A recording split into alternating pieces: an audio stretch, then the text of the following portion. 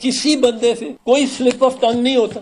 اب صورتحال یہ ہے، جم کاربیٹ ایک شکاری تھا، وہ آدم خور شیروں کو مارتا، اس کو بلاتے تھے. ایک تحاور علی خان ہمارے ہوتے تھے، وہ بنگال میں ایسٹ پاکستان میں سندر بند میں جا کے آدم خور شیر، جس شیر کو انسان کا خون لگ گیا ہو وہ پھر انسان کے پیچھے ہی جاتا. اب ان کا طریقہ کیا تھا؟